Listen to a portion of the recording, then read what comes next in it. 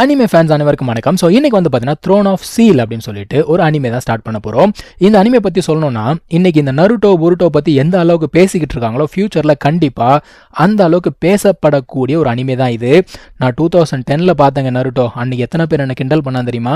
இன்னைக்கு அவங்க எல்லாம் உட்காந்து நருட்டோ பார்த்துட்டு எனக்கு கதை சொல்லிட்டு இருக்காங்க. Bloody nonsense. சரிங்க, நம்ம இந்த கதைக்குள்ளே போயிடலாம். ஸோ இந்த ஸ்டோரியோட ஸ்டார்டிங்லேயே வந்து பார்த்தீங்கன்னா ஒரு 72 டீமன் பில்லர்ஸ் அப்படின்னு சொல்லுவாங்க. பில்லர்ஸ்னா இப்போ காட் மாதிரி வச்சுக்கோங்களேன். அந்த மாதிரி 72 டீமன் பில்லர்ஸ் அப்படிங்கிறது 72 டீமன்ஸை உருவாக்கி பூமிக்கு அனுப்புகிறாங்க. ஸோ டீமன்ஸ் அப்படிங்கிறது பூமிக்கு வந்து அட்டகாசம் அப்படிங்கிறத பண்ண ஆரம்பிக்கும் போது மனிதர்கள் சும்மா இருப்பாங்களா? அதில் சக்தி வாய்ந்த மனிதர்கள் வந்து அதை எதிர்த்து போராடுறாங்க. கிட்டத்தட்ட 6000 வருடங்களாக அவங்க வந்து போராடிட்டு இருக்காங்க. இந்த மாதிரி மனிதர்கள் வந்து பார்த்தீங்கன்னா ஒரு 6 ஸ்கூல் இருக்குங்க. சரிங்களா? மேஜிக் ஸ்கூல், நைட்ஸு, அதுக்கப்புறமா வந்து அசாசினேஷன் ஸ்கூல்னு சொல்லிட்டு கிட்டத்தட்ட 6 ஸ்கூல் இருக்குது. இதை சேர்ந்தவர்கள், இதில் இருக்கக்கூடிய ஸ்ட்ராங்கான பீப்புள் எல்லாருமே இந்த ஒரு டீமன்ஸை எதிர்த்து சண்டை போடுறாங்க. என்னதான் இவங்க வந்து சண்டை போட்டாலும் பயங்கர ஸ்ட்ராங்காக இருந்தாலும் இது வரைக்கும் ஒருத்தர் கூட அந்த 72 டீமன் பில்லரில் ஒரு பில்லரை கூட இது வரைக்கும் யாருமே ஜெயிச்சது கிடையாது. சரிங்களா? அந்த அளவுக்கு தான் இவங்க சண்டை போட்டுட்டு இருக்காங்க. ஸோ இதுக்கு மேலே நிறைய மாற்றங்கள் வந்தால் தான் உண்டு. ஸோ இந்த மாதிரி ஸ்ட்ராங்காக இருக்கக்கூடிய 6 பேர் என்ன பண்ணுறாங்க? அந்த டீமன்ஸை எதிர்த்து சண்டை போடுறாங்க.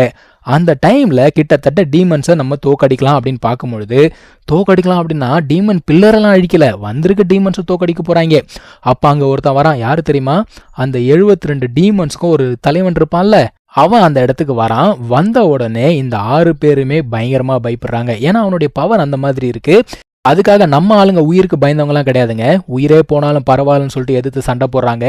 அந்த மாதிரி சண்டை போட்டுட்டே இருக்கும்போது திடீர்னு என்ன ஆச்சுன்னு தெரியல, அவன் சண்டையை நிறுத்திட்டு அவன் பாட்டுக்கு எங்கேயோ காணாமல் போயிடுறான். அவன் காணாமல் போன அதே டைமில் இன்னொரு பொண்ணு ஒருத்தியும் காணாமல் போகிறா. அவள் எதுக்காக காணாமல் போனா, எங்கே போனா அப்படின்னு சொல்லிட்டு யாருக்குமே தெரியவே இல்லை. ஸோ இப்போ இங்கே கட் பண்ணிங்க அப்படின்னா கரண்ட் டே காட்டுறாங்க. இந்த இடத்துல ஒரு ஸ்கூலை காட்டுறாங்கப்பா. இது வந்து நைட்ஸ் ஸ்கூல் அப்படின்னு சொல்லுவாங்க. நைட்னா யாருன்னு உங்களுக்கு தெரியும் இல்லையா? குதிரை மேலே ஏறி உட்காந்து சண்டை போடுவாங்கல்ல, அதாவது போர்க்காலத்தில் முன்னாடி போய் சண்டை போடக்கூடியவர்கள் இவர்கள் தான். இந்த இடத்துல அந்த சின்ன பசங்களெல்லாம் ட்ரைனிங் கொடுத்துட்டு இருக்காங்க. கிட்டத்தட்ட 1 வருஷமாக இவங்க எல்லாருமே ட்ரைனிங் எடுத்துகிட்டு இருக்காங்க. இப்போ இவங்களுக்கு டெஸ்ட் எடுக்க போகிறாங்க. இவங்களோட எனர்ஜி லெவலை செக் பண்ண போகிறாங்க. 10க்கு மேலே இவங்க எனர்ஜி இருந்ததுன்னா இவங்க வந்து செலக்டட். சரிங்களா? இதுக்காக என்ன பண்ணுறாங்கன்னா ஒவ்வொருத்தராக போயிட்டு அங்கே ஒரு பில்லர் மாதிரி இருக்கும். அந்த பில்லரில் அவங்களோட கத்தியை வச்சு அடிக்கணும். அடித்த உடனே இவங்களுடைய பவர் அப்படிங்கிறத அதை செக் பண்ணும்.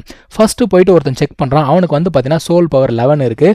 ஓகேப்பா, நீ செலக்டட் அப்படின்னு சொல்லிடுறாங்க. அவன் என்ன பண்ணுறான்? அங்கே நின்று ஒவ்வொருத்தருக்கும் அவங்களுடைய பவர் அப்படிங்கிறத சொல்கிறான். ஒரு சில பேர் பாஸ் ஆகுறாங்க, ஒரு சில பேர் ஃபெயில் ஆகுறாங்க. கடைசியாக நம்ம ஹீரோ போகிறாப்புல. எல்லாருமே ஹீரோ மேலே தான் கண்ணு. ஏன்னா நம்ம ஹீரோ அகாடமியில் ஒன் ஆஃப் த பெஸ்ட்டு. அது மட்டும் இல்லாமல் நிறைய பேருக்கு ஹெல்ப் பண்ணியிருக்கான். சரி, அவன் போன உடனே அவன் என்ன பண்ணுறான்னா அந்த ஒரு பில்லரில் ஓங்கி அடிக்கிறான். அடித்த உடனே அந்த பீம் அப்படியே மேலே போய்கிட்டே இருக்குது. எல்லாருமே பார்த்துக்கிட்டே இருக்காங்க. ஆனால் அவனுடைய நம்பர் வந்து பார்த்தீங்கன்னா 9. எல்லாருக்கும் ஆச்சரியம். ஏதுடா இவனே பாஸ் ஆகலையா, என்னடா ஆச்சு அப்படிங்கிற மாதிரி யோசிக்கிறாங்க. ஆனால் வேற வழி இல்லை, ஃபெயில்னா ஃபெயில் தான். இப்போ நம்ம ஹீரோ என்ன பண்ணுறான்னா மாஸ்டர் கிட்ட போயிட்டு எனக்கு இன்னொரு ஆப்பர்ச்சுனிட்டி கொடுங்க அப்படின்னு சொல்லிட்டு கேட்குறான். அதுக்கு அவர் பயங்கரமாக கோவப்படுறாரு. அவர் என்ன சொல்கிறாருன்னா, உனக்கு முன்னாடி அவ்வளோ பேர் ஃபெயில் ஆனாங்கல்ல, அவனுங்களாம் அப்படி தானே நின்றுட்டு இருக்கானுங்க, உனக்கு மட்டும் இன்னொரு ஆப்பர்ச்சுனிட்டி கொடுக்க முடியுமா? அப்போ அவனுங்களாம் பைத்தியக்காரனுங்களா அப்படின்னு சொல்லிட்டு கேட்குறாரு. இவன் என்ன பண்ணுறான்? ஸ்ட்ரெயிட்டாக போயிட்டு அவனுக்கு எதிர்க்க வந்து முட்டி போட்டு நிற்கிறான்ப்பா. அவன் சொல்கிறான், தயவு செஞ்சு எனக்கு இன்னொரு ஆப்பர்ச்சுனிட்டி கொடுங்க, நான் கண்டிப்பாக பாஸ் ஆகும்னு சொல்லிட்டு பசங்க கிட்ட கெஞ்சுறான். உடனே பசங்க எல்லாருமே என்ன பண்ணுறாங்க? மாஸ்டர் கிட்ட முறையிடுறாங்க.